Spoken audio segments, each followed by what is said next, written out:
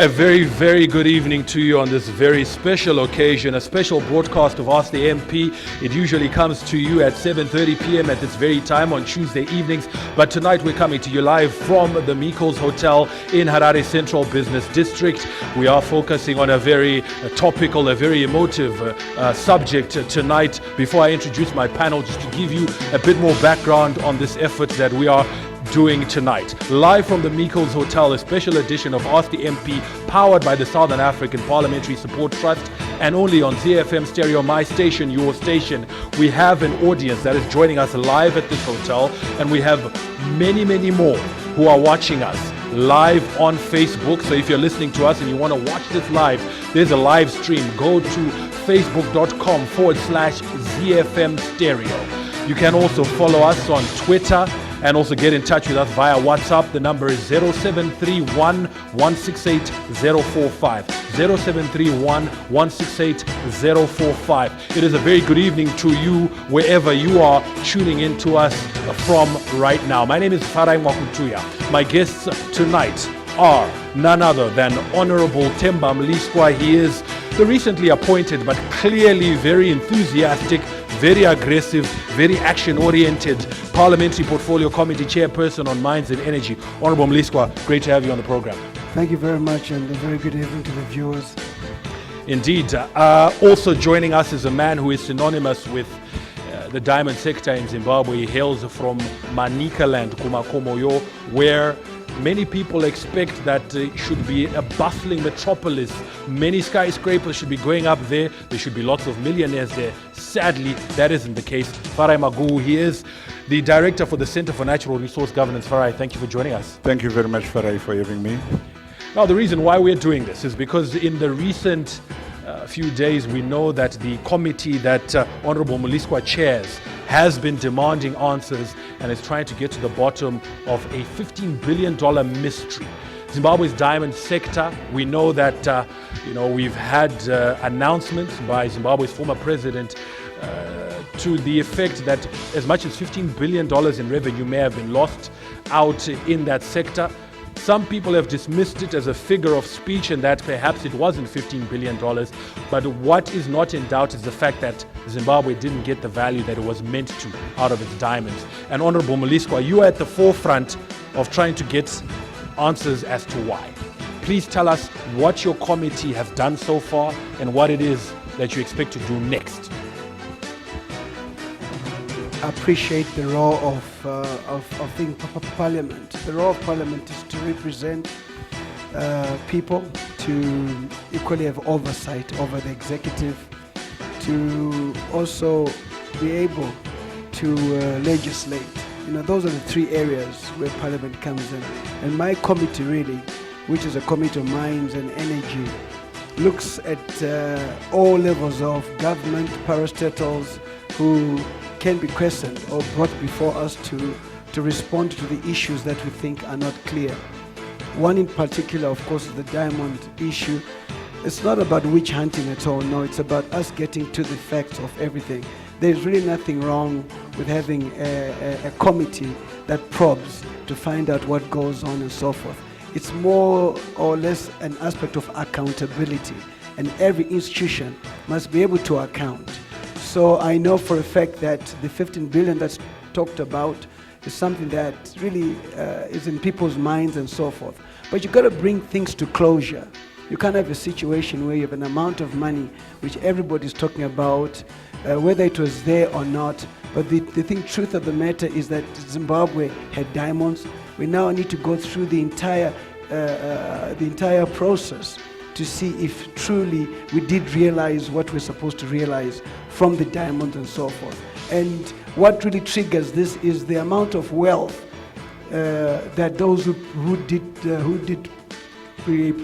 preside over the ministries, the ministry achieved wealth. I mean, it's not a secret.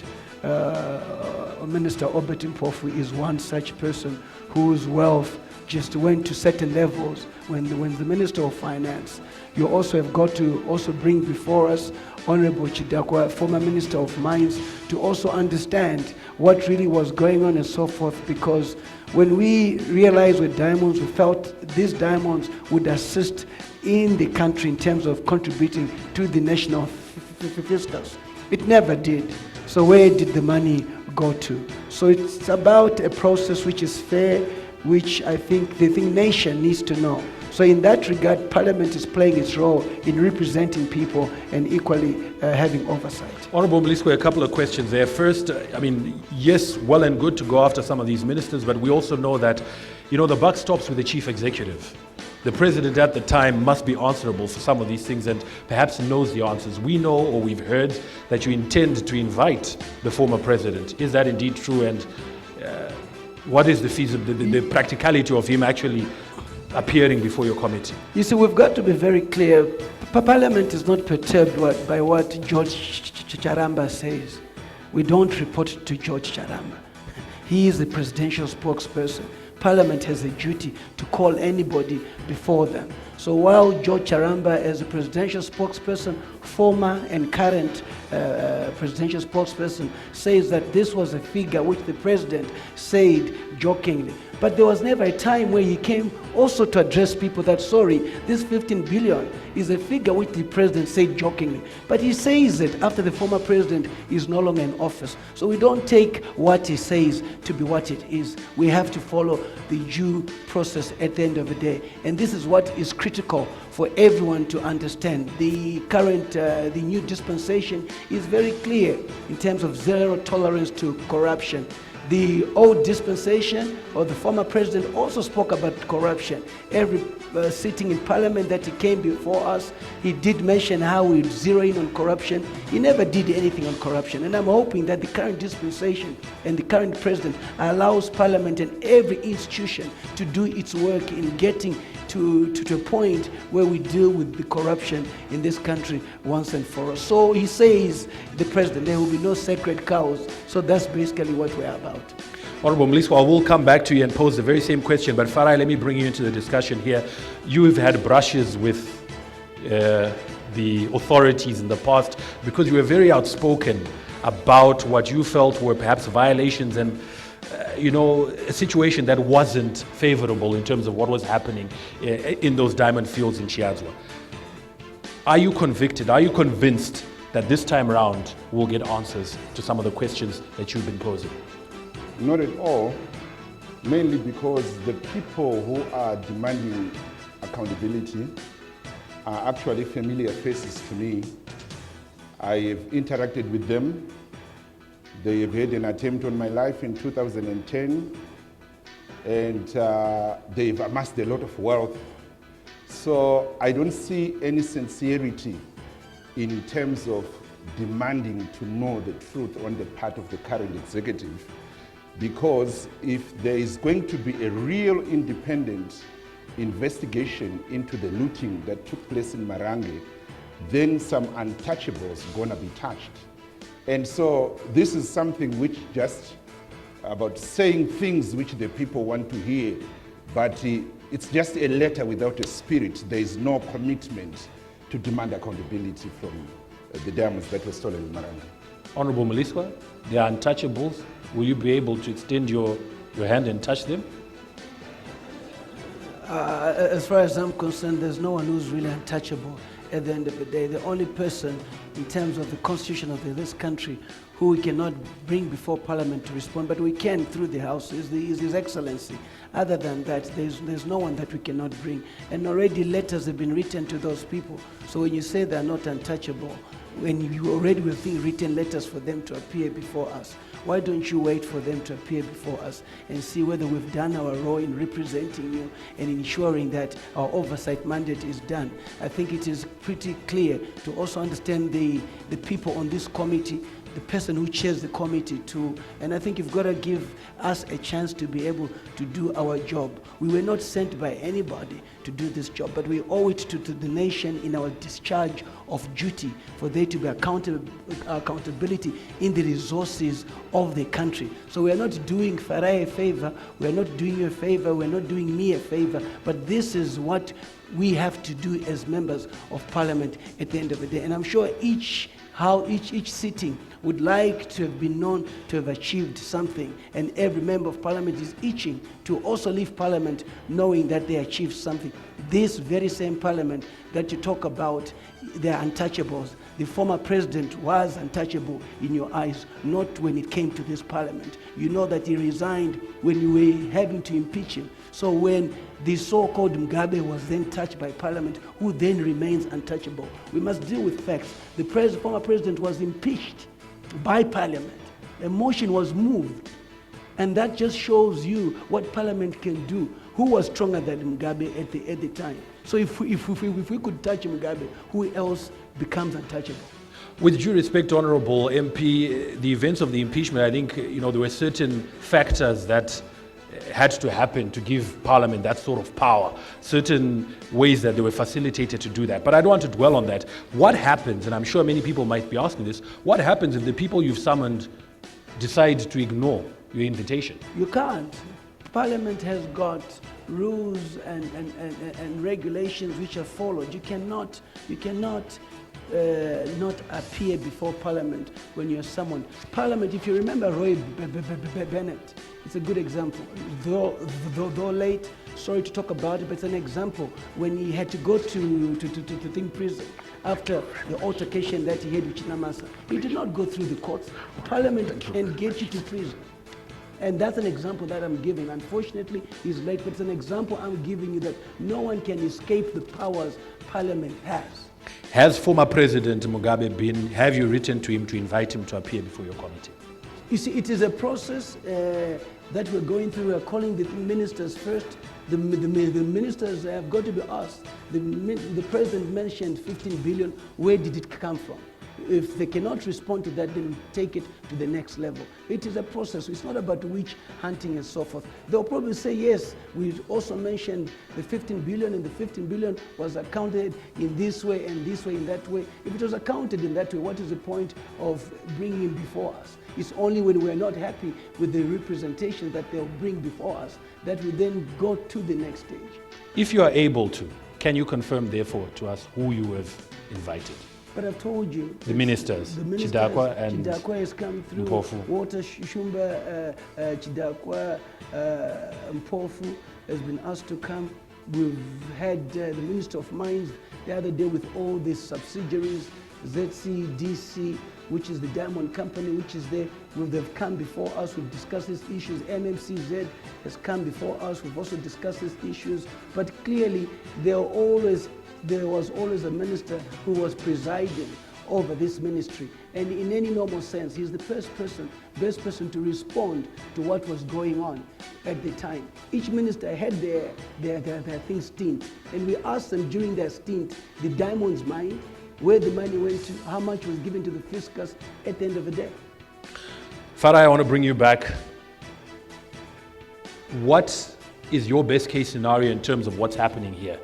Do we just get answers and therefore know that, we could have gotten 15 billion, we lost it, at least it's nice to know? Or do we have recourse to actually go after some of these people and recover some of that money? Yeah, I think the issue must go beyond summoning people to Parliament and asking them questions. We must know that the billions that were stolen translate to the death of Zimbabwean people who can't access medical services. It means our children cannot get the education they deserve. It means we cannot have jobs, we can't create employment. So I want us to move beyond the fantasy of simply joking about 15 billion. It is a crime that was committed against the people of Zimbabwe. So when a person has stolen something, there are two things that must happen. There must be justice. Justice can be reparation in terms of paying back what you have stolen. restorative in terms of paying back what you have stolen. It can be retributive. We want to see people being arrested, people going to jail, being taken away from society. But the Marange plunder was an international thing. It is not just a Zimbabwe thing. We need to recover what other nations have stolen from us. And to do that, I believe Zimbabwe ought to have an appeal to the United Nations. We need a United Nations Commission of Inquiry because the illicit financial flows can be tracked. There are bank statements which reveal that Zimbabwe was robbed. This money was banked somewhere. I remember the United States of America, it even confiscated some of the money that was stolen from Zimbabwe. Some of our diamonds were seized all over the world. So if this government is sincere, they must reach out to the United Nations and help us to track the illicit financial flows from our diamond sector. And those countries must be held accountable and they must give back Zimbabwe what they robbed us of. Remember, you can participate in this discussion via our various social media platforms, WhatsApp, Facebook Live. We'll be looking at some of the comments there, Twitter, as well as the audience that is here. You can participate, and I'll be opening it up very shortly to you. Very quickly, Honorable Mliswa, a listener called Sammy in Bulawayo has gotten in touch and says, does the committee have an anonymous or tip-offs WhatsApp number or box that people could possibly get in touch with you on to help with these investigations, suggesting that perhaps there are people out there who may have information that would aid this investigation? I think that's free to do that. There is the Clerk of Parliamentary who's there, and if you want to also contribute to this, you write to the Clerk of Parliament. If you're not too happy, you write to the Speaker of Parliament. If not happy, you write to the Honourable Member of Parliament in the area. If not, you equally write to me and say, I would like to appear before your committee because I've got evidence to give relating to A, B, C, D. So no one is stopped from doing all that and so forth. If you write to the Clerk of Parliament, you also copy me, the Chairperson for the Portfolio Committee.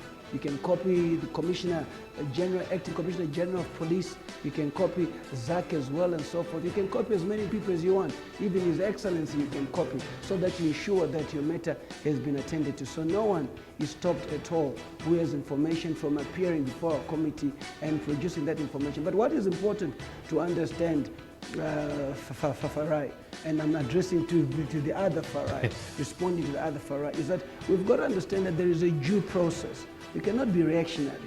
There's got to be a due process. Right now, the Zimbabwe Republic Police is not stopped from investigating any minister. ZAC is not stopped from investigating any minister. As Parliament, we're playing our role. But in playing our role, we don't have, we can only recommend. After what has happened, people must understand what our role is. If our findings relate to somebody must be arrested, like we did with the former Permanent Secretary of Mines, Kunjanga, we recommended that he must be arrested and he must equally be fired. And that was taken seriously. No one can ignore a parliamentary recommendation because you have to comply with that so that you are in line with the Constitution at the end of the day. So what I'm basically saying, we cannot say people stole. Yes, there is an allegation, there is a thinking that diamonds went missing. Yes, it's made worse when you see people getting wealthy during that time too, when they're not operating successful businesses and so forth. You wonder, where is the wealth coming from? So it then calls for that probe, for that oversight and so forth. Like I say, let's also rely on institutions like the police, rely on institutions like the ZEC. Equally, the residents and citizens of the country, if they're not happy with those processes, you can also go for private prosecution. All these are issues which are open to everyone to say, no, we can privately prosecute Temba, Mliswa, we can privately prosecute whoever you want to. Those are processes open to people to pursue that justice, the results that they need. Honorable Mliswa, a listener getting in touch from the USA says, are you privy to the Chininga report? Can Zimbabweans know what's in it? It must be full of sacred cows. That report tells you who was in the Marange plunder. No, in fact, as chairman, I would be silly not to go through the Chindori Chininga report. It's an awesome report. The Chindori Chininga report clearly states, this is public, I can send it through to him and so forth, was very clear, did not name anybody. They were stopped from going into areas. and there were recommendations which were there. So that's a report which the public can have access to. As chairman, I can give it to you. I cannot go into a job and not read reports before. In fact, what I'm actually implementing is a result of Chindo report, the recommendations from my predecessor, the former chairperson, Daniel Shumba, and so forth. It is a parliament of records. You just don't wake up and say, as Temba Mliswa, because I don't like this one, I must do something. I am just implementing recommendations from the Chindo report, which are good. I'm also implementing recommendations from this current committee, which were done under the chairmanship of Daniel Shumba. So everything is in line, but for you to say the Chindo report names anybody, it does not. We can make it, we can give it to the public so that you have an understanding of what the recommendations were. Please do. We look forward to getting that report. If there are any members of the audience here who have questions, please do show by raising your hands, and we'll bring a microphone to you. But to all our listeners from all over the world, Facebook Live, you can post your questions there. Twitter, get in touch and ask a question and engage with us via WhatsApp as well. I can see a hand up there, a few hands up. We'll begin with, go ahead, ma'am. Thank you. 3 short questions. The first one is to Maguwu. You said that our diamonds were seized all over the world. Can you cite the places? The all over the world part is what I'm interested in.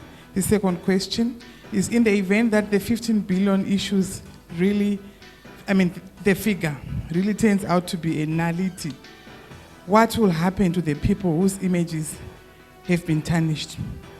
The last question. Our understanding is that Zimbabwe's diamond sector in Zimbabwe is regulated. What is the view of the Kimberley process certification scheme? Thank you. Indeed. Thank you so much for those questions. I want to take 2 more. We've taken note of those. We can get one from the middle section here. Please go ahead, sir. And then go ahead. Yeah. Good evening. Just a quick comment. Is that Honorable Temba Mliswa seems to be a very serious man, and thank you very much for that. My biggest worry on 15 billion is on the utterances that the Minister of Finance just issued a few days ago, when he was saying the President might have issued the figure out of context. And I'm happy that you have indicated that you don't report to George Charamba, neither do you report to the executive. But my problem is, are we not going to have inconsistency of information that is getting to the Zimbabweans? How assured are we going to have information that is inconsistent? And I think just to follow up on that, raising that point that you've just mentioned about the finance minister and saying it's out of context, we know that finance ministers have repeatedly said they don't know what was being made in Marange, so how can he be sure that indeed this was out of context? That's just my 2 cents. Final contribution, and then we'll let's take one from the front here. I will come back to you, ma'am, but we'll take one from the front here very quickly, and then we'll respond to some of those questions. Also questions coming through via WhatsApp, I'm taking those. Twitter, we'll also take those too. Thank you very much. My question, which could actually be a plea to the chairman of the Mines Committee, the statement that this gentleman gave to us, that it shows that Honorable Chinamasa is not even sure if it was 15 billion or less. It shows that they haven't even made an effort to try to understand or account when it comes to Marange. So I'm sure, I want to ask if you have the capacity to even ask the minister, who's not the Minister of Mines, the Minister of Finance, because it's supposed to be a 2-way process. This 15 billion was first issued by Tendai Biti while he was still minister, and people thought he was joking, saying 15 billion might have been lost because as the finance minister were receiving nothing from the Minister of Mines. So up to now, 6-7 years later, Honorable Chinamasa is still not sure of the actual amount, which shows that he's not even serious about his job. And it should be reason enough for you to ask him, to write to him as well, to come before your committee. Thank you. Thank you so much. I will allow the panelists to respond. I think I'll begin with you, Farai. Okay. My sister, I'm sure, I hope I got you well. You said you wanted me to comment about the diamonds that were seized, which I said they were seized all over the world. And you said the 15 billion claim is a nullity. And what must happen to the people whose images have been tarnished? Tarnished in terms of being accused of stealing the diamond revenues. Thank you for that. The diamonds which were seized, normally what happens with the Kimberley process is that if a diamond parcel is caught elsewhere, even in Zimbabwe, without the corresponding Kimberley process certificate, it is seized by that authority and it possibly returned to the country where it's suspected to have originated from. And that one you need just to Google. You may find some articles where a parcel of Zimbabwean diamonds were seized in India, in Dubai, or somewhere that with fake KP certificates. The issue of 15 billion, to me, it's actually an understatement to say Zimbabwe lost 15 billion. The figure could be more. Why I say that? In 2008, before the mining companies, Mbada Diamonds and Canada were licensed to mine, Gideon Gono, then Reserve Bank governor, and I know he was kind of a de facto prime minister, we had also set up a Minerals Marketing Corporation of Zimbabwe unit that carried out what are called mop-up operations in Marange to buy diamonds from artisanal miners. Gideon Gono estimated that Zimbabwe was losing at least 1.4 billion annually. That was in 2008. From artisanal miners. These are people who were digging using hoes and picks and shovels. Come June 2009, we had 2 mining companies that were licensed to mine. In 2009, Obet Mpofu addressed the conference in Namibia where he said Zimbabwe in 2009, at a workshop in Namibia, Mpofu said production capacity at Chiadzwa stood at 600,000 carats per day, with the capacity to raise to about $200 million per month. And if you multiply 200 million per month times 12 months, it comes to $2.4 billion. In June 2011, I was in Kinshasa at the Kimberley process meeting where Zimbabwe was licensed again, was allowed to export its diamonds. When Obet Mpofu came to Zimbabwe, he called for a press conference where he said, I quote, Zimbabwe will not be begging anymore. We are now going to unleash our worthiness to the world. The Minister of Mines has the pleasure to announce that it is ready to lead and champion. You can't play against a giant. Without Zimbabwe, you can't have the KP. Our current production is estimated by volume to be in excess of 25% of the world production. And going by the values realized to date per carat, Zimbabwe is set to earn in excess of 2 billion annually. Now, this is the Minister of Mines, and he said according to current values. He was not just speaking from nowhere. So I understand there is a school of thought that has been introduced into our country, which is a revisionist school of thought, trying to downplay the plunder that took place in Marange, mainly because they are sympathetic to the current ruling elite, and they are trying to downplay the estimates of Robert Mugabe. But I want to say to you, Robert Mugabe was the head of state and government. He had all the access to information which you and I don't have. So when he says 15 billion has been looted, we have to give him a benefit of doubt that he had the minister to report to him. He had the companies themselves. Most of them were conflated between the military, the CIO, and who is who in the ruling ZANU-PF party. So all these people reported to His Excellency. Therefore, when Mugabe says 15 billion, I actually say he was very polite. It could be more than 30 or 50 billion. that Zimbabwe has lost. Thank you. Honorable Mliswa, over to you.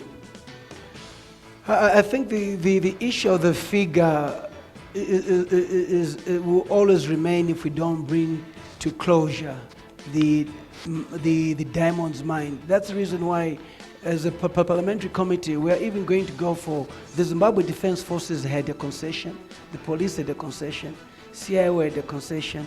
So for you to understand where we're going to, we are leaving no stone unturned. The Zimbabwe Defense Forces must appear before us and tell us how many diamonds they mined. CIO must also tell us. The police must also tell us.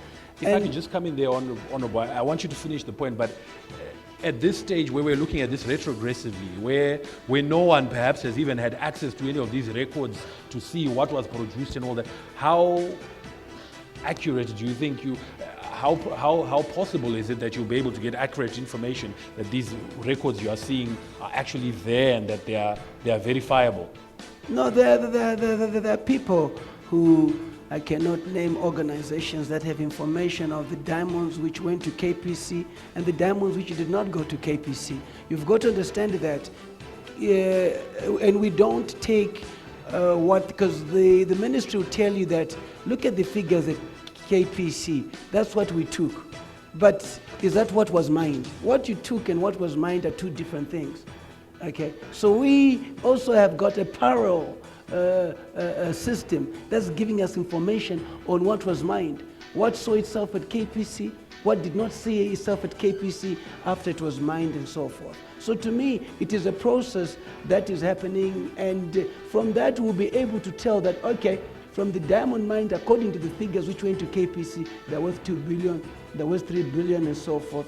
And then we now look at what was not mined, what was mined which did not get to KPC, what it is, and so forth. And yes, I understand when people talk about the 15 billion figure, I think, Farai, credit to you, I think you have been able to justify where the 15 billion is coming from. When a head of state says 15 billion, you cannot say, no, he's too old, but on other things he's not old. Are you with me? I mean, we've got to be very consistent. You know, I mean, he's in office, no, Daranga Akura. Because so we've got to be consistent. We must understand the position of the head of state. You don't take it lightly. And the figures that Farai is bringing about actually help me, and thanks for that, and that even the minister himself put it at 2 billion. So where did he get that from?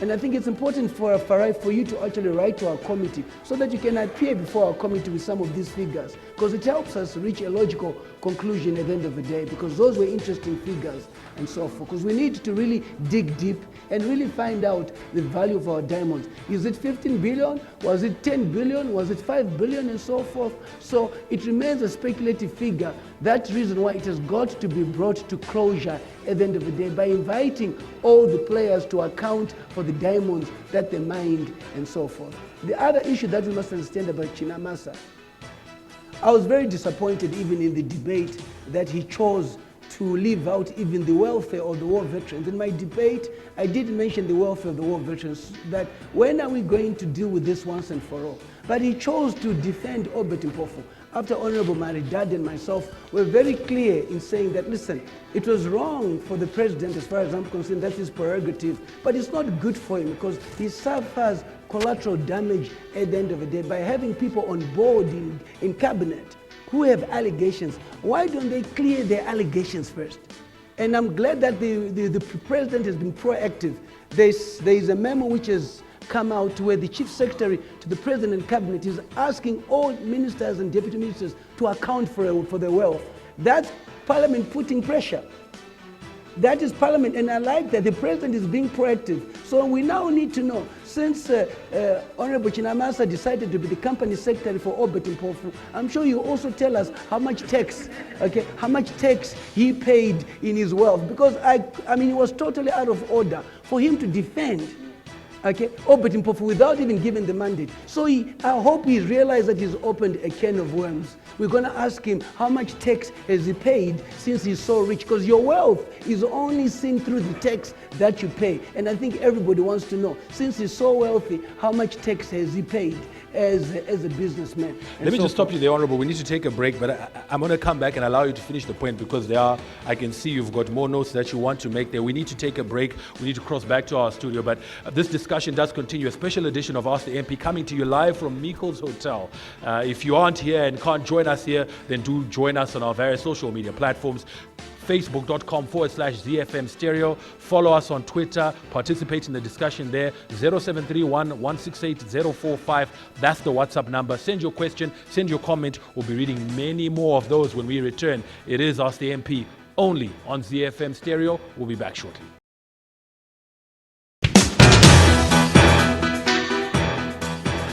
Welcome back to the program. It is Ask the MP, a special edition coming to you live from the Miko's Hotel in Harare Central Business District. Honorable Temba, Mliswa and Farai Maguwu are my guests in the studio tonight. I want to, take as little time as possible with these formalities and get straight into the content. Honorable Mliswa, I know you've got some points to finish. I'll allow you to do that very shortly, but I want to read more contributions coming through because this program does belong to you as the listeners. It is driven by you and we value your contributions. Tafadzwa Hanki Mission in Shurugwi says, how can we trust you guys that you are going to deal with this issue until you come up with someone untouchable and bring the victims to justice, because during the process you may be threatened or even paid so that you won't go much deeper with your investigations. That's the Zimbabwe we know. Corruption, and corruption. Thank you so much, Tafadzwa, for that contribution. I want to take a couple of more coming through here. Someone says here, Chiado is a can of worms which I don't think the current establishment has the moral integrity to start asking anyone questions over it. Someone here says, good evening, Honorable Mliswa's speech sounds so good, but unfortunately these parliamentary portfolios are just toothless. I don't see the former president appearing before your committee, even the small guys at ZMDC or the ex-minister, or even if they appear before you, I don't see this issue going anywhere beyond your committee. Then what, Honorable? It's time the current president and government deals with untouchables, including the ones in his cabinet. That is Baame Lucy getting in touch. Thank you so much. Keep those contributions coming through. A listener asked earlier, and perhaps we can get confirmation here, suggesting that there was a team of auditors that was appointed by the Ministry of Mines to look into this matter. He says, please, can you find out whatever happened to the auditors who were appointed? Where is their report? Who are they? Where is that? Perhaps you can also respond to some of those issues. I think I want to read a couple of more coming through, and do keep these contributions coming through. Thank you so much. Those involved must be arrested. We are suffering. Thank you so much. There are a lot more, and we'll get to those. Honorable Mliswa, issues of, you might be intimidated, you might be influenced. What's your take on that? I don't know. Listen, I think one is entitled to their own opinion. I never argue or fight with anyone's opinion in life. That's your opinion. But I think what is important is to appreciate that there is work being done, and I think we have a very vibrant committee, and people are invited to even come and sit in the gallery and follow the proceedings. The problem with our people too, they also don't realize that they can come, and I invite him to come and sit in the gallery. He will be my guest, follow the processions and see at what point did we miss anything and so forth. People, Zimbabweans, must understand that Parliament is open to you all, and you can come and follow those proceedings, committees, and hear what's going on and so forth. And I think what is important is that read all the recommendations from our portfolio committee in terms of the former Minister Chidakwa, what we said, in terms of the former Permanent Secretary Kujihanga, what we said and so forth. We unearthed a lot, and in unearthing a lot, it required the political will of the then president, Mugabe, to do something about it. He did not. As Parliament, we can only go so far, but it's up to the president as well to exercise his powers through showing that political will to show that he wants to deal with corruption. I mean, look at, we also expose the aspect of, look at the way Marange and all these diamond mines were taken over. I mean, Chombo was Minister of Finance, Minister of Home Affairs.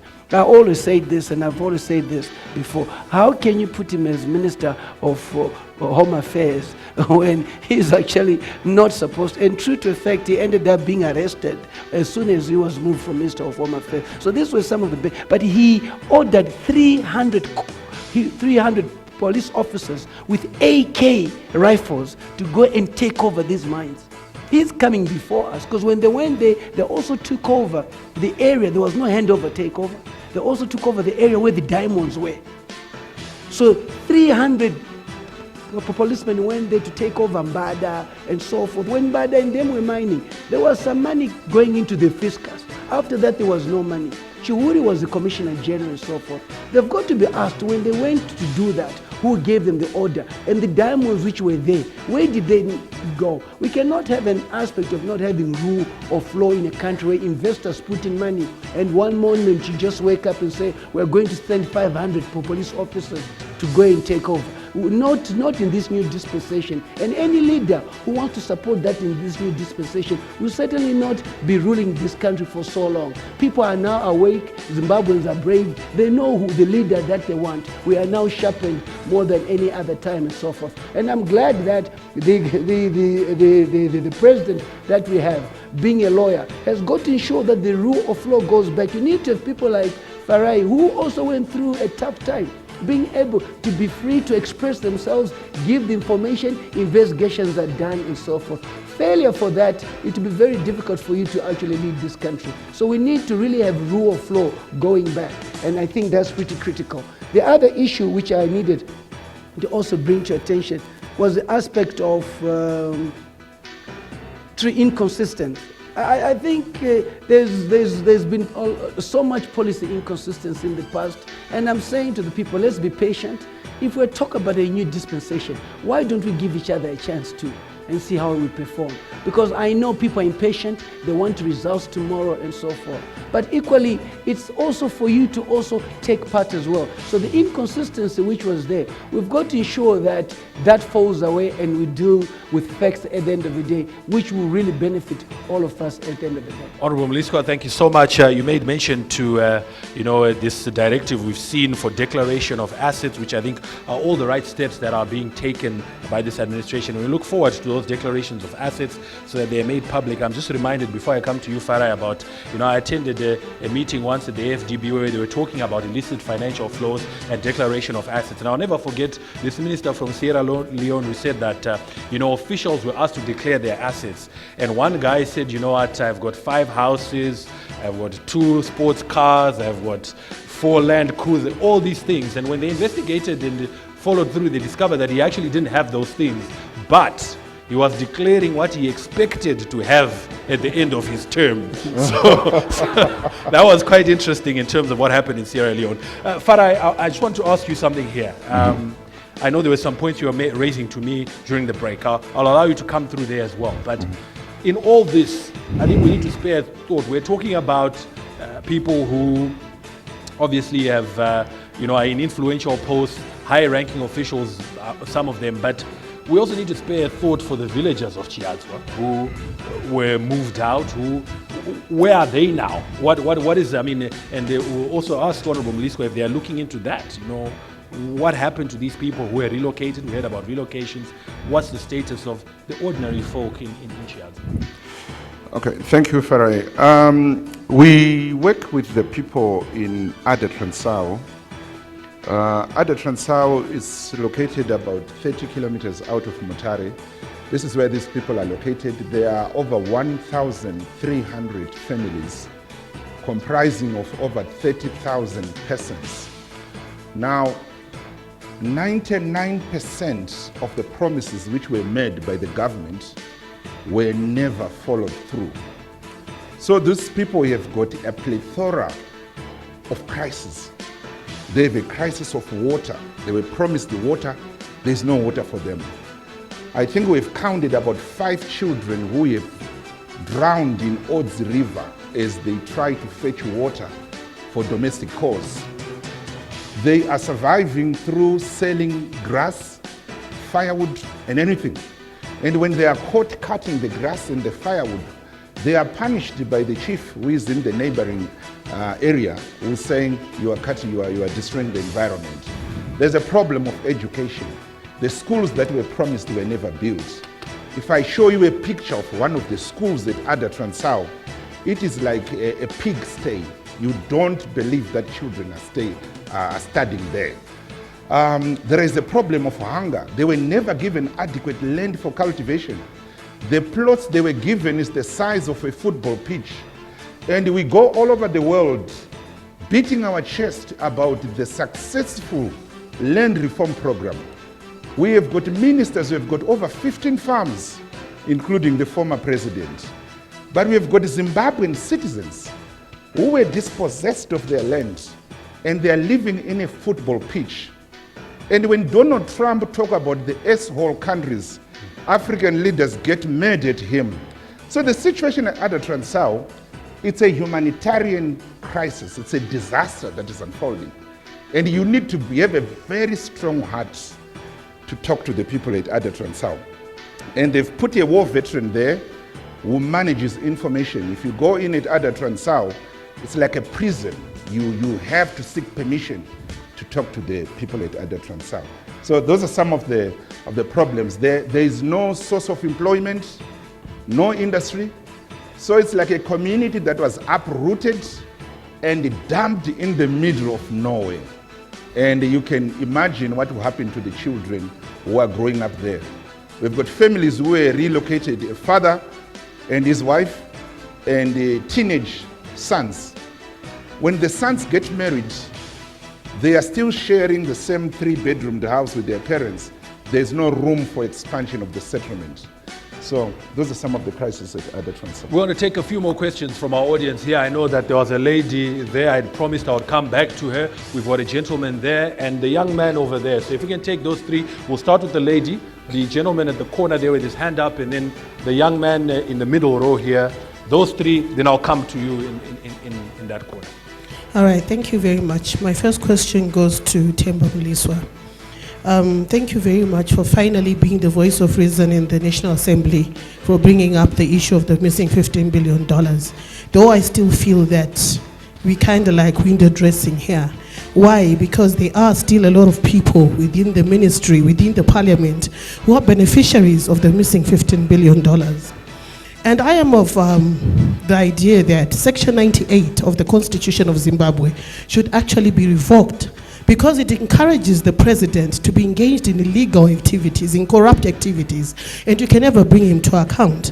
And my question to you is, after you're done with your investigations and you realize that the current president is a beneficiary of the missing $15 billion, how are you going to deal with it, since Section 98 says it cannot be taken to a court of law, to a criminal court of law to be precise? And my second contribution is on Obert Mpofu. Thank you very much for raising that, because when I was still an NRZ employee in 2011, Obert Mpofu apparently and allegedly bought 23 locomotives. Yet the National Railways of Zimbabwe, 37 years after independence, has failed to buy a single locomotive.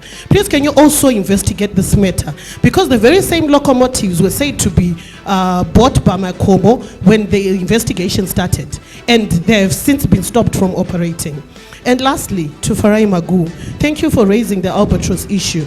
And I also wanted to ask if the former workers from Bada Diamonds have been paid off their terminal benefits and their retrenchment packages after the closure of the companies. Thank you. Thank you so much. I just want to tell our listeners who've been there, well, viewers who've been following us on Facebook Live, we're having a slight challenge with that link. So we apologize for that, and we're trying to rectify it as quickly as possible. But we hope to be back online very, very shortly. But do feel free to listen to us live, as well as follow the discussion on Twitter. Please go ahead, sir. If I could just ask those who are contributing here, as I do ask all our other participants via the various platforms, to just identify themselves, say who they are, and go ahead with their contributions. Thanks, Farai. My name is Alex Rosero. I have some comments or questions for my friend, Honorable MP, Honorable Mliswa. You have raised important issues pertaining rule by law that was taking place, where a minister would simply order the closure of mines, the taking over of mines without proper handover takeover procedures. But where was the oversight role in all that? As Zimbabwe, do we need the military to step in first to restore confidence of Parliament, in as much as some of the duties that the Parliament have to take are concerned? Do we have oversight role before or after certain aspects, especially pertaining to justice, would have taken place? Then to Brother Maguwu, I also happen to come from Manicaland. Yes, in as much as you have painted a gloomy picture of other Transao, I think let's also be fair and honest in terms of the livelihoods of people in Ada vis-a-vis how they were living in Marange. I think they are better off in terms of infrastructure, in terms of even their houses, in terms of schools. But I don't subscribe to the aspect where villagers ought to live on government handouts through and through, because if you look at their lifestyles in Marange as compared to other Transao, I think they are somewhere better as compared to Tokwem Kosi victims, for example. So I think we also have to be honest in that regard. Thanks. Thank you so much. Lastly, there's a young man. Yeah, please go ahead, sir, and then we'll. Yes, thank you. I just want to ask Kuti, is there a chance of recovering this 15 billion which was stolen, considering Kuti, we in our government there are so many corrupt people? And if there's a chance, could you please explain if you have a plan that you have put in place or that you want to implement in the future?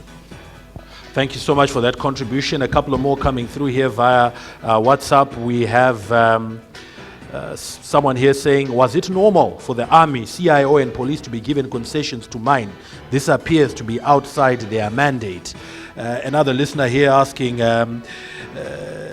it is good to have Comrade Mliswa as chairman of the mines committee. My question is, what should we do on the mines that are closed, in the mines that have people squabbling over their ownership, people taking each other to court while there's no production for the growth of our economy? I suppose that speaks to what is the status now of the diamonds. We keep being told perhaps you can give us a bit more clarity on that. Let me begin with you, Farai, to respond to some of the issues that were raised. Okay, I'll start with the last one, which my brother said the relocated people are better off now than they were in Marange. I'm glad you say this in the comfort of Migros Hotel and not at other Transao. Otherwise, we would struggle to protect you from the villagers. The situation in other Transao, like I said before, it's like a prison. There is no source of livelihood. If you know one source of livelihood at other Transao, please tell this audience. But what I know is that these people were filth, as far as the mining companies were concerned. They were displaced in the Murambachina style. Get out of here at gunpoint. They were never given time even to harvest their crops. And one thing I want you to know, when the displacement was taking place, the bulldozers were pulling down people's homes in their presence when they were seeing Wachiona. The purpose of destroying the homes was to ensure that these people are really informed in no uncertain terms that Marange is no longer their home. You need to go and talk to a guy called Kambeni at Ada Transao. When I spoke with Kambeni in 2012, he was crying. He was crying, he was shedding tears. He's a man in his 70s. There is no land. These were people who were surviving Kurima. Pa Ada Transao chawakangopiwa dzimba. Dzimba dzacho dzakavakwa neMachina ende munozviziva kuti zvinhu zvemaChina hazvigari. Dziri kutsemuka dzimba dzacho.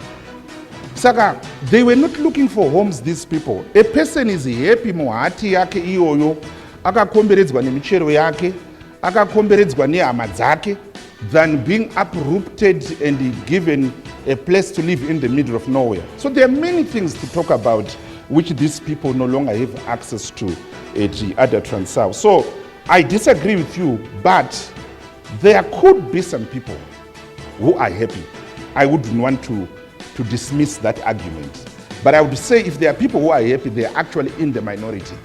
Only last year, a group of relocated people went back to Marange by force. Mmoja akati ndabudirwa nemudzimu wasekuru wangu. Ati ngatidzokerei kumba kwedu. So vakatorana a clan kind of, and they went back to Chiazwa. That's how desperate they are for their homeland. And finally, on the issue of workers, which Linda asked, the last time I checked, the workers were not paid. And the government, despite having dismissed the Mbada Diamonds, it never took any remedial action to protect its own citizens from unfair labor practices. Yet there are many things which government could have done. Mbada Diamonds yakasiya a stockpile of diamonds because vakadzingirwa at gunpoint. Ndozve kwaMarange. Even varipo right now vachadzingirwa at gunpoint. Saka when they were chased out of Marange, they left diamonds. Vakasiya a mound, ore, diamond ore. They could have processed that ore and gave my workers their dues. They didn't do it. Number two, government seized equipment in Mbada. ZCDC. They could have sold that equipment and settled my dues. But being an asshole nation that we are, they only thought about themselves and they never concerned themselves about the welfare of the workers. Thank you. Let me stop you again there. We need to take a break, another break. We'll be back very shortly. Honorable Mliswa, I know there are quite a number of questions that are directed at you. Clearly, Farai Maguwu is, really consumed by these statements by American President Donald Trump. Thank you so much. ZiFM Stereo, my station, your station, Ask the MP, only on this station, a special edition coming to you live from Meikle's Hotel. We're focusing on the diamond sector. The missing 15 billion. Is it 15 billion or not? We don't know, but there is a committee that is trying to get to the bottom of matters, and that's what we're unpacking today. Stay tuned. We'll be back shortly.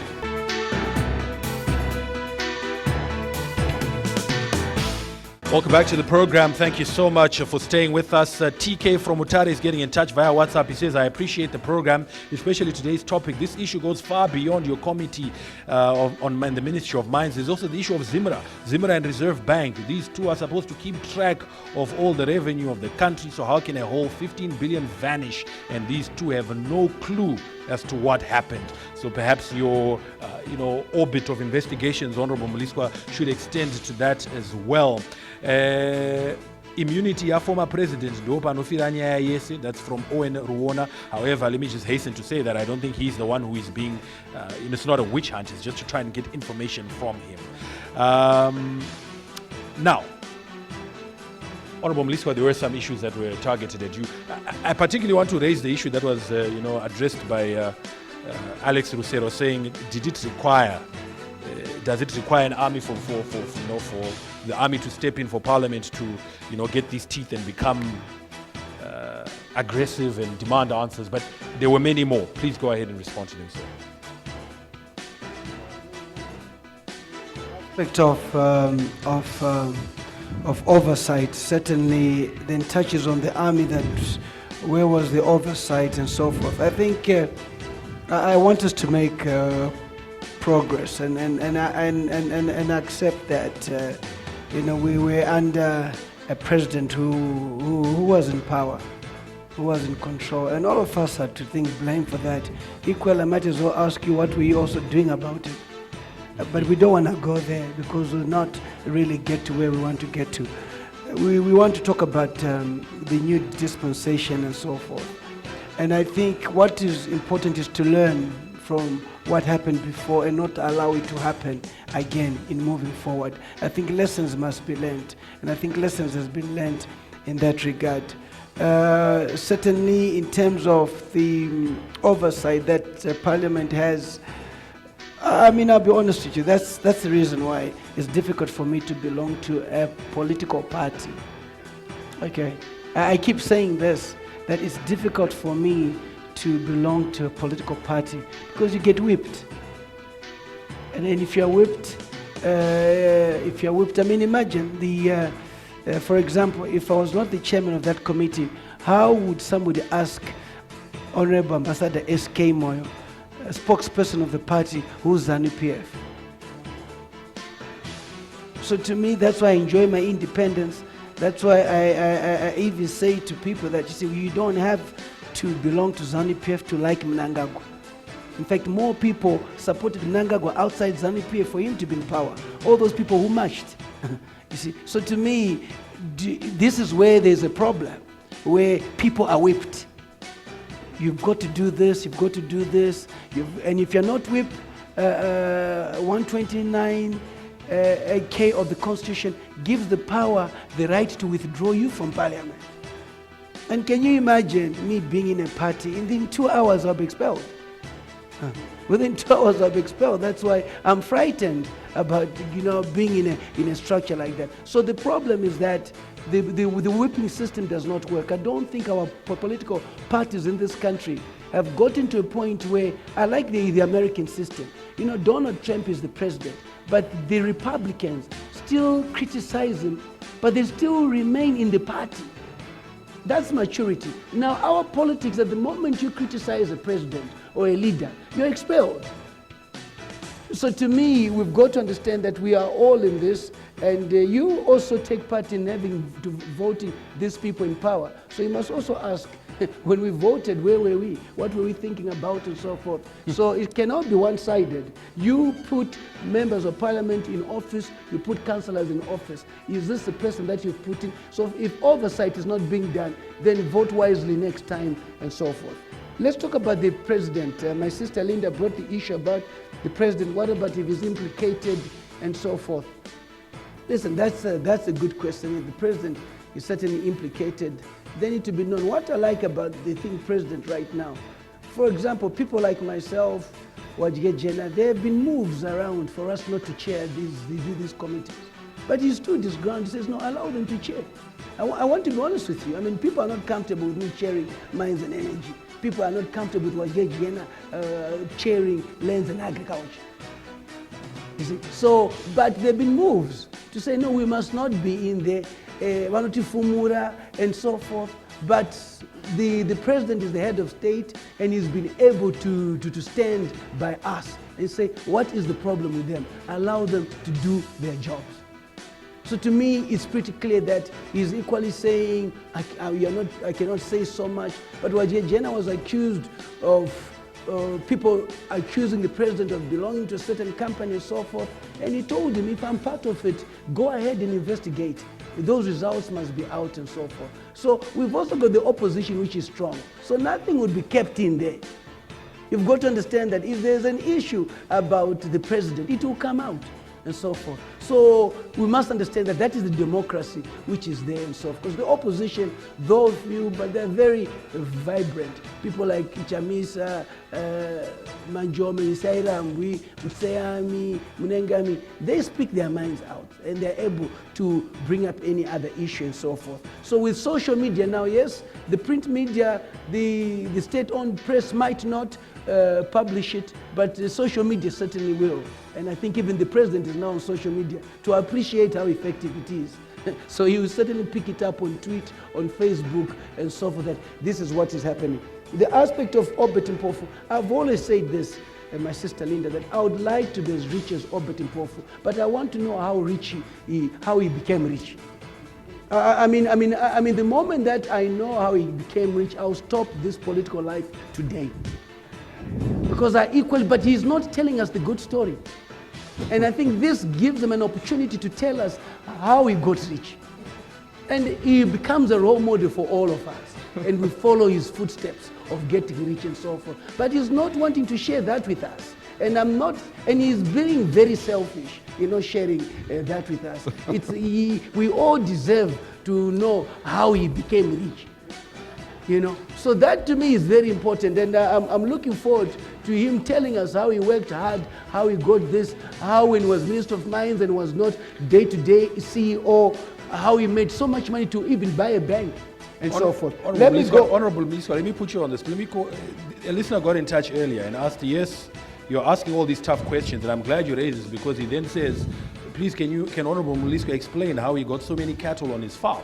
So there is someone out there who wants to know. Listen, please, I'm please very tell clear. us. I'm very clear. I was actually arrested for my tractors, for the farms, for the cattle on the farms. I was arrested over 70 times. I went before the court, and I was arrested because of a company that I'd gotten 50% shares from a black guy, which was banned by and so forth, out of a loan which is there. He failed to pay for it and so forth. I then said Chiwiri was corrupt because he was part of that company. The police were also making money from that company and so forth. And when I called him corrupt, they then went for me. So they were not stolen, they were taken before the court. The white people who owned the cattle came before the courts, and they did testify that I did pay them and so forth. So I'm as clear as anything. You can go through the magistrate's court, all those records are there and so forth. So yes, any allegation on me, I always say it must go before the court and so forth. I've been through the mill.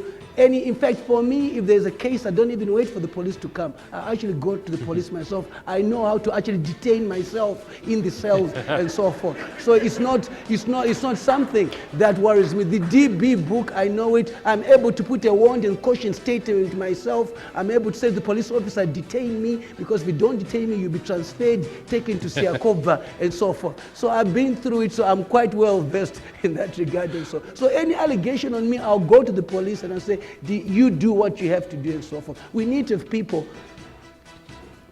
So we need to have leaders who are able to stand and be able to say this and that. But if you still have a case that I stole cattle, I am prepared to go to court again tomorrow with you. Yes, Honorable Mliswa, I know there are a number of issues you want to respond to, but I think one that is particularly interesting is someone who mentions the regularity or irregularity of the army, CIO and police being granted concessions in that area. And given the fact that they were involved or a part of this, do you really think that you can get to the bottom of some of these issues if such officers? No, there's absolutely nothing that stops the police, the army from getting that. They've got some projects that they run and so forth. And the economy was pretty difficult at the time. So it was important that our security be empowered, because the last thing that you want is to have a security which is not empowered. It compromises us as a nation. And if there's one thing that we must be grateful for, is that we've got a great security in this country. That's something that we must be proud of ourselves. That's why we enjoy the peace that we have today. The army has got to be capacitated, has got to be resourced. The police has got to be capacitated, has to be resourced.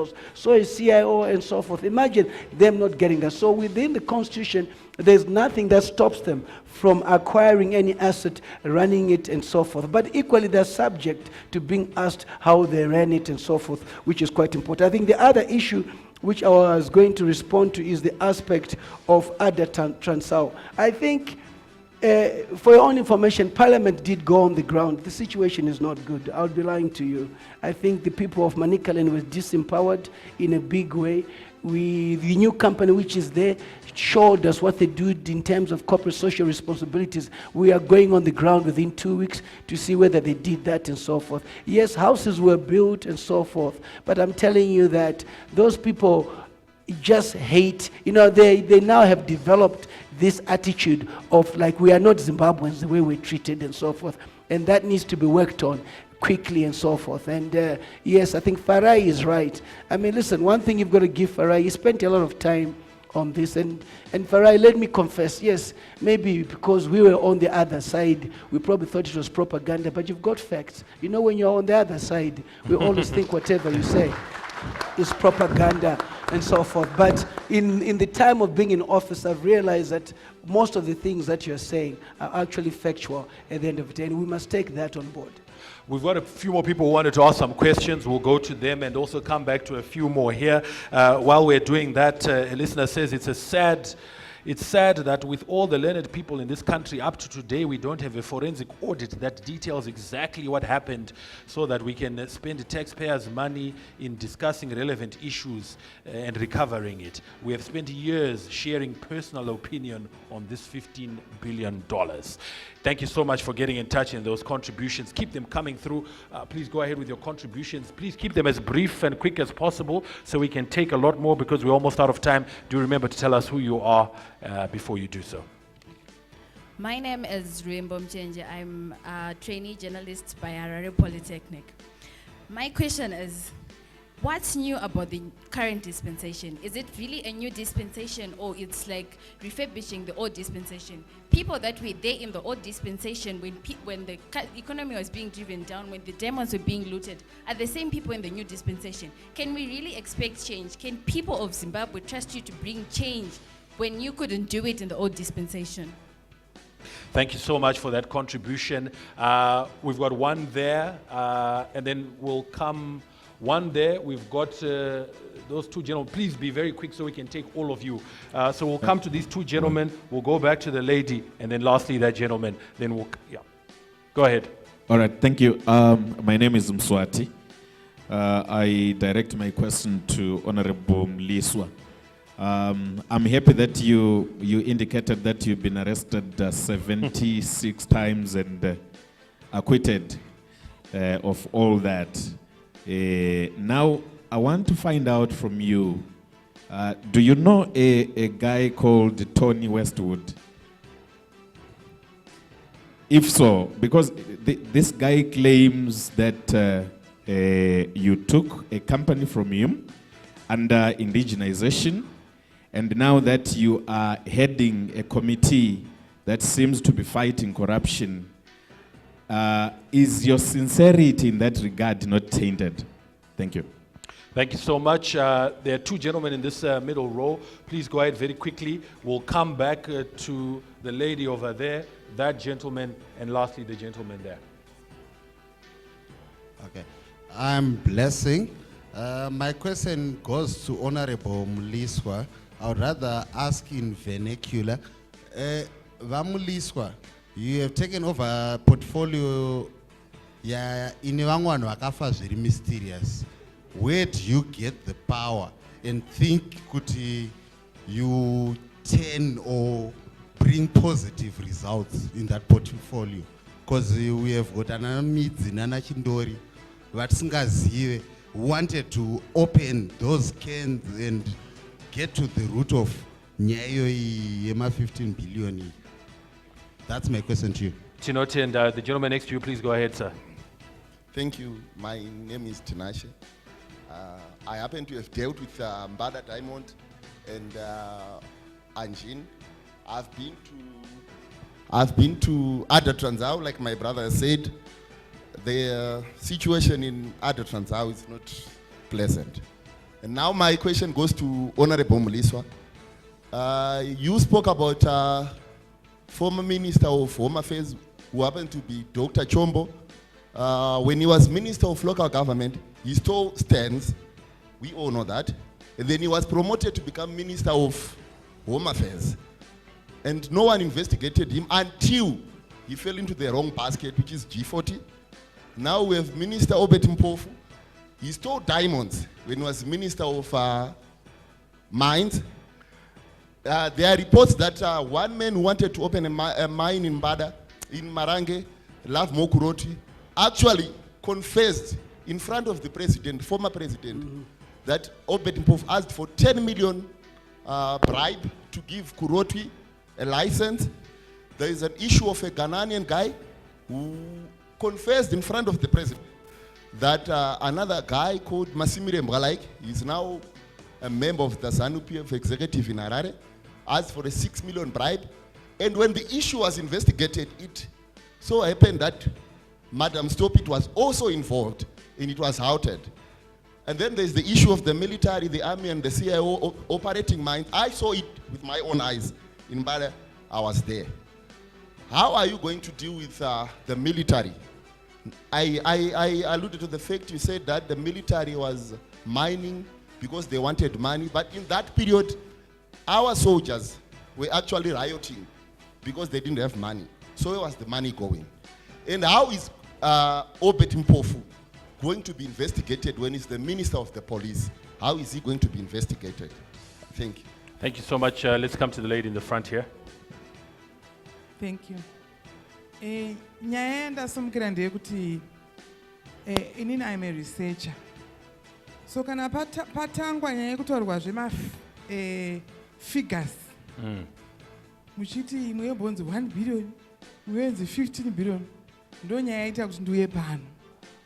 It's because mumwe anoti 1 billion, mumwe oti 15 billion, mumwe oti mari yakati. Handiti kune vamwe mafigures anonzi facts, kunzi mafigures are not fiction. Saka I'm so happy kuti parliament yati inoda kutarisa kuti fact ndeipi, fiction figure ndeipi.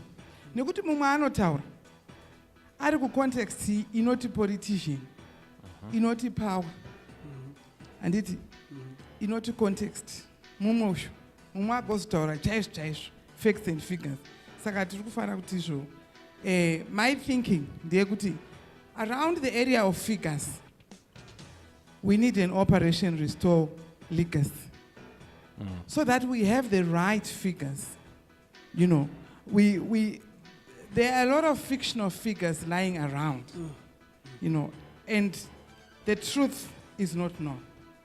Kuti if 15 billion kana kuti hapatorina, kana kuti mwaitaura zvekufadza mumwe munhu, zvakataurwa.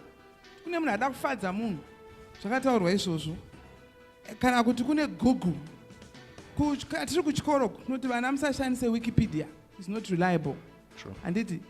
So kune all sorts of referencing system iriko. So ndiri kuona sekuti kunoda Operation Restore Legacy in terms of my figures. Then there was another issue and now contributor issue yema benefits. Kuti vana vana kupuwa ma benefits nenyaya yema companies akavharwa. So sure, I want to believe that the person or institution which closed those companies ought to have come in and paid compensation to the workers who lost their jobs. Because when you force a company to close, you ought to have a solution about the next move. You ought to respect international law, which talks about compensation. It is there. In the name of public interest, you pay compensation. There are no shortcuts about it. But what I'm happy about the current political dispensation is that the president has said the current government is going to protect investments. And I'm sure that's the message Iriko could have us. So, nyaya yema benefits, tufana kuti tizive kuti munhu ane mhosva ndiani. And I'm happy people are going to be taken to parliament.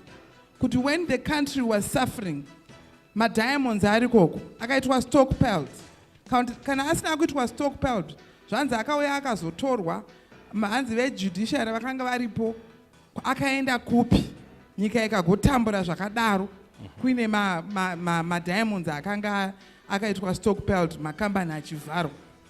Chokwadi zvinhu zvinoda kuti zviongororwe, nekuti vanhu vakatambura, ende vanhu vakaenda kumusha, makambani waya avharwa.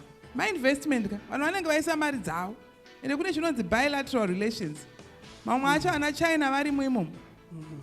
Zvinokanganisawo image ye-country nema international relations. Thank you. Thank you so much for the contribution. Because we're out of time, we literally have 5 minutes left. I would like, the two panelists to respond very, very quickly to some of the issues that have been discussed here and give us some parting shots. Let me begin with you, Farai. Very quickly, because we literally, like I said, have 5 minutes to go. Respond to some of the issues that you think are very burning and pressing, but also just give some final thoughts. Okay, thank you. On the person or the institution that was closed to paying the workers, one thing we need to make very clear is that when you talk about the mining corporations in Zimbabwe, in Marange, this was 50-50 shareholding between a private unknown investor and the Zimbabwe government. So our government had 50% shareholding. So it's so interesting that when they talk about the corporations, they distance themselves. But they were the employers, they were the investor as well. Then you said the current government wants to protect investors. This is nothing new. Actually, the previous administration overprotected their investors to the point yekuti ma-investor ari muno muZimbabwe munomu vanotreata maZimbabweans sekunge imhuka nekuti they are overprotected by the investor, by the government. And this must stop. Zimbabweans must be treated with dignity. And President Emmerson Mnangagwa, one of the major tasks he needs to do is to ensure that Zimbabweans are treated with dignity by whoever comes to invest in this country. And the other thing we need to look into, just a minute, the last one, Honorable Mliswa, is the issue of transfer mispricing. That needs to be investigated. Mbada Diamonds used to sell their diamonds at $23 per carat, which is a third of the actual value of Zimbabwe's diamonds. In 2012, Robert Mhlanga spoke before Parliament and he said they had mined 12 million carats within 1.5 years. And when they sold their diamonds for the first time in Antwerp in December 2013, for the first time, the real value of Zimbabwe diamonds were revealed in Antwerp, that they were selling at $79 per carat. And if you say $79 per carat times 12 million carats that were mined by Mbada Diamonds between 2011 and 2012, you come to $9.48 billion by Mbada alone. So when we trace this, we also need to look into Dubai. Dubai went on to appoint Prince Mpaziriwo, who was the permanent secretary in the Ministry of Mines, to Dubai Diamond Exchange, which is a subsidiary of Dubai Multi-Commodity Center, which is the equivalent of the Minerals Marketing Corporation of Zimbabwe. So you've got a permanent secretary who is appointed to serve the interest of Zimbabwe, going to be appointed by another government that is buying diamonds from us. And that was an illustrious, insensuous relationship that must be investigated. And Francis Kujiganga was also appointed. And Robert Mhlanga, they were also appointed to the same criminal board. So we need to investigate that and see how much we lost Honorable to Dubai. Mliswa, to wrap things up, to respond to some of the issues, but also more importantly, to wrap up the way forward. When can we expect you to start, I think it's important that people know it too from here. Okay. The question with the trainee journalist is that how can we tell this is the new dispensation compared to the old dispensation? The fact that you came here and you actually asked a question on diamonds shows that we're in the new dispensation. The old dispensation, you'd not have done that. So I've answered your question. Let me move to Farai on the issue of former Minister of Home Affairs, former Minister of Finance. You forgot to say you also went to finance and allegedly did something. You only spoke about local government and you did not talk about when he was also Minister of Finance. Listen, I think everything is subject to the system really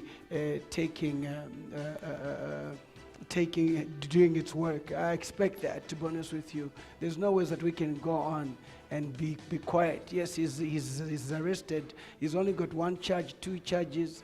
And I had over 70 charges. So I've always said, but if I had over 70 charges, how many charges are these guys supposed to have on crimes which allegedly affected the country? I totally agree with you. And I think there needs to be a real serious approach to all this and so forth. You see that Zach is the only one that is arresting. And I'm worried that probably usurping the powers of the ZRP, who are the enforcement agent, and so forth. So the police must equally work because we've got all police stations in the whole country. The reason is that they must work. The police is not working. I don't know why it's not working. The issue that you asked about Paul Westwood and so forth, it is one of the cases that I went to court. In fact, it's a case that resulted me being arrested over 40 times because the police were shareholders in that and so forth. And I went before the courts. What more do you want me to do? A man went and said I took his company. I was arraigned before the courts. I was cleared. I spent 30 days in Shikurubi and in remand prison. Is there any more that you want me to do? Honorable Mliswa, So because we're out I of think time, it's clear- there's one final question I want you to respond to that was raised about, are you not fearful for your life because of, listen, things happen that were a bit mysterious? I think they must actually fear me, not me fearing them. I think, listen, this whole thing about, yes, Jindori Chininga passed on because of diamonds, means because of this and that. Listen, I think when your time comes to go, you go either way. Indeed. You could have a sniper right in that corner there.